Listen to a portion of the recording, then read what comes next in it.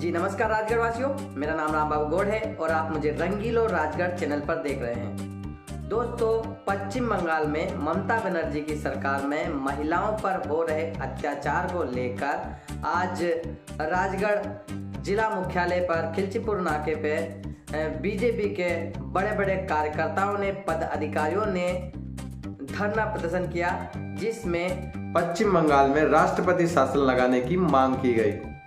इस धरने में बड़े बड़े दिग्गज नेता, सांसद, माननीय मंत्री जी, स्वतंत्र प्रभार श्री नारायण सिंह जी पवार, सांसद श्री रोडमल जी नागर, जिला अध्यक्ष ज्ञान सिंह गुर्जर, रघुनंदन जी शर्मा, विधायक श्री अजय लाल दांगी जी, विधायक श्री मोहन शर्मा जी, ऐसे तमाम नेता शामिल हुए बड़ी संख्या में।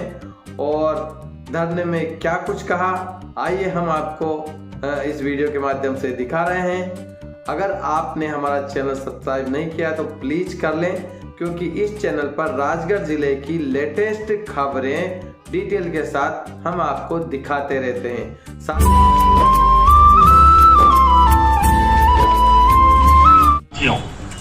मित्रों, ये धरना भारतीय जनता पार्टी क्यों कर रही है? गली से लेकर के दिल्ली तक भारतीय जनता पार्टी की सरकार है, लेकिन फिर भी हमें धरने देने के लिए यहां बाध्य होना पड़ा।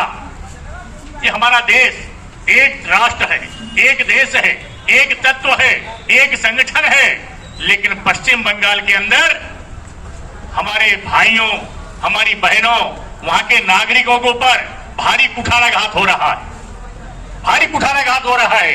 वहां की सरकार अत्याचार, अन्याय, इसकी पर्याय बन गई है। आम जनता वहां की त्राहिमाम कर रही है। व्यक्ति सिसक रहे हैं, रोने की आवाज नहीं आ रही, मुंह नीचा करके रो रहे हैं। क्या करें, किधर जाएं? चारों तरफ गुंडा राज, चारों तरफ गुंडा राज। जहां देखो वहां गुंडाई, जहां देखो वहां अत्याचार, जहां देखो वहां भ्रष्टाचार, कोई सुनने वाला नहीं है। यहां तक तो ठीक, लेकिन जो केंद्र की एजेंसियां हैं, केंद्र सरकार की जो एजेंसियां हैं, उन केंद्र सरकार की एजेंसियों को भी वहां की सरकार अंदर आने नहीं देती है, अंदर नहीं आने देती है। ईडी अगर कोई जांच करने के लिए जाती है, यही गुंडा जो बरसों से अत्याचार कर रहा था, अनाचार कर रहा था, लोगों का शोषण कर रहा था, माताओं बहनों का शोषण कर रहा था, वहां के भाइयों के ऊपर अत्याचार कर रहा था, इसी गुंडे ने, जो हमारी ईडी की टीम गई थी, उस ईडी के टीम के ऊपर भी इसने अटैक किया था, इसने अटैक किया था। सीबीआई जाती है, उसको घुसने नहीं देते, वहां की पुलिस के द्वारा उसको उससे खदेड़ा जाता है, लड़ाई लड़वाई जाती है। हमारी जो केंद्र की जितनी एजेंसियां हैं, चाहे कोर्ट होगी, न्यायालय होंगे, न्यायालय भी कोई अगर फैसले देते हैं, न्यायालय भी अगर कोई सुझाव देते हैं, तो उनको भी खूंटी पे टांग दिया जाता है। केंद्र सरकार की जितनी योजनाएं रहती है, उन सारी योजनाओं को कोई लागू नहीं किया जाता, वो उनके हिसाब से चलाते हैं। यहां तक भी ठीक, आप कल्पना कीजिए पश्चिम बंगाल की स्थिति क्या होगी। जो सीमा सुरक्षा बल है, उस सीमा सुरक्षा बल को भी वहां ज्ञापनों माध्यम तक पहुंचेगा। और बहुत जल्दी हम चिंता करेंगे कि पश्चिम बंगाल सरकार बर्खास्त हो, कानून व्यवस्था कायम हो, राष्ट्रपति महोदय अपने जो सरकार वह की ले और वह अमन चैन का शासन स्थापित हो। इन शब्दों के साथ बहुत बहुत धन्यवाद। भारत माता की जय।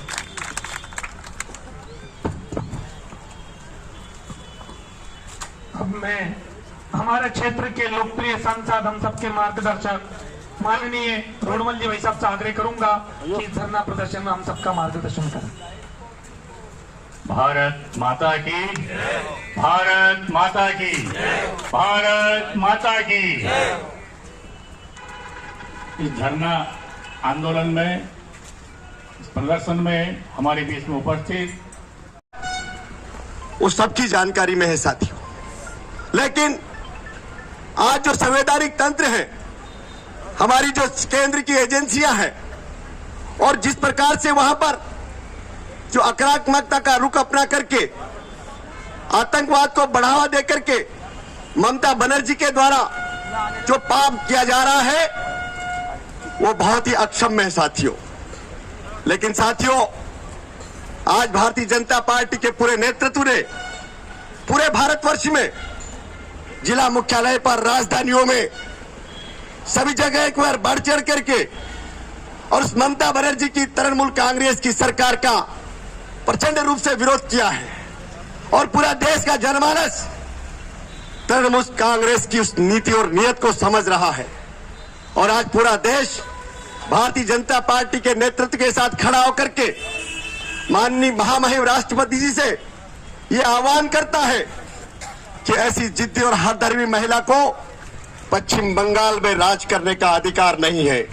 इसलिए महामहिम राष्ट्रपति महोदय जल्दी से जल्दी पश्चिम बंगाल में राष्ट्रपति शासन लागू करके उस पश्चिम बंगाल को सच्चे अर्थों में लोकतांत्रिक राज्य बनाने का एक सराहनीय कदम उठाने का की कृपा करें।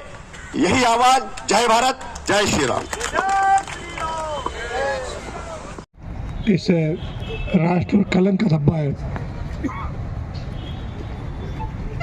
हिंदुस्तान में महिलाओं को लेकर के जिस प्रकार का हमारे पुराणों में, शास्त्रों में युग युग में सम्मान का भाव रहता आया है। आदि शक्ति से लेकर तमाम नारी शक्ति को हम पूजते आए हैं।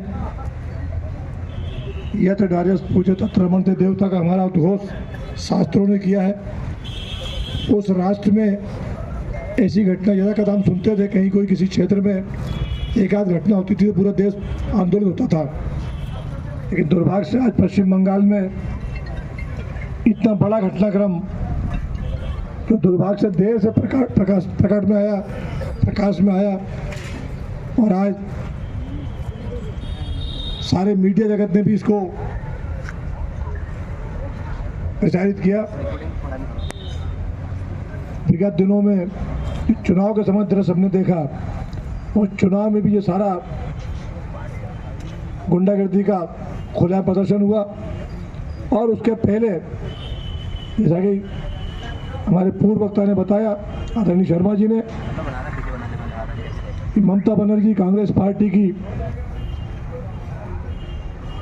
युवक कांग्रेस राष्ट्रीय अध्यक्ष हुआ करती थी और पश्चिम बंगाल की कम्युनिस्टों की सरकार ने भी वहाँ अत्याचार की पराकाष्ठा कर दी थी। वहाँ का सचिवालय है, राइटर्स बिल्डिंग कहलाता है। ये सरकार के विरुद्ध धरना देने गई थी राइटर्स बिल्डिंग के ऊपर। तत्कालीन कम्युनिस्ट सरकार ने इसके बाल पकड़ के घसीट के बाहर फेंक दिया था और ये प्रण करके लौटी थी वहाँ से। जब तक मैं स्वयं मुख्यमंत्री बनकर इस राइटर्स बिल्डिंग में प्रवेश देखेंगे तब तक यहाँ अपना कदम नहीं रखूंगी। और 18 साल के संघर्ष करने के बाद मुख्यमंत्री बनी और ये राइटर्स बिल्डिंग में इसने प्रवेश किया। लेकिन राइटर्स बिल्डिंग में जो भूत था वो उसके अंदर प्रवेश कर गया। तो कम्युनिस्टों का भूत था वो। जिस महिला ने इस प्रकार का संकल्प लिया था प्रदेश को आतंक मुक्त करूंगी, वही महिला आतंक की पर्यायवाची बन गई। कहते हैं कि सत्ता व्यक्ति के सर पर चढ़ के बोलती है और सत्ता लगातार सत्ता उसको मिल रही है। पश्चिम बंगाल हमारा सीमांत प्रांत प्रदेश है और जैसा कि बताया गया शर्मा जी ने कि इस देश की आज़ादी के लिए जो संघर्ष खड़ा हुआ, जो नेतृत्व मिला आज़ादी के आंदोलन का हमें, उसकी उर्वरा भूमि पश्चिम बंगाल ही है। तमाम क्रांतिकारी वहाँ, यहाँ तक हमारा राष्ट्र गीत जो है वह भी पश्चिम बंगाल से ही निकल कर के आया। बंकिम बाबू ने लिखा उसको और उस गीत को पकड़ करके हमारे क्रांतिकारियों ने इस देश की आज़ादी का अलग जगाया। हमारी पार्टी के संस्थापक डॉक्टर श्यामा प्रसाद मुखर्जी भी उसी बंगाल से निकले और इस अन्याय अत्याचार के विरुद्ध ही उन्होंने राजनीतिक कदम रखा था। वे तो शिक्षाविद थे, उनके पिताजी भी कलकत्ता यूनिवर्सिटी के वाइस चांसलर थे। डॉक्टर मुखर्जी 32 वर्ष के आयु भी वाइस चांसलर हो गए थे। लेकिन ये सारा दृश्य देख करके पश्चिम बंगाल का, क्योंकि मुस्लिम आबादी बढ़ती आ रही थी, उसी आधार पर 1905 जब बंग हुआ था, मुस्लिम बंगाल अलग, हिंदू बंगाल अलग, उसके विरोध में भारी लड़ाई वहाँ हुई, भारी विरोध हुआ और फिर अंग्रेजों को भी बंग वापस लेना पड़ा। लेकिन उस परिप्रेक्ष्य में लगातार वहाँ हिंदू समाज के प्रति विद्वेष बढ़ता गया और आगे चल कर के बंगाल का विभाजन भी हमें झेलना पड़ा। जो बंगाल हमारा प्रांत था वो दो भागों में बटा।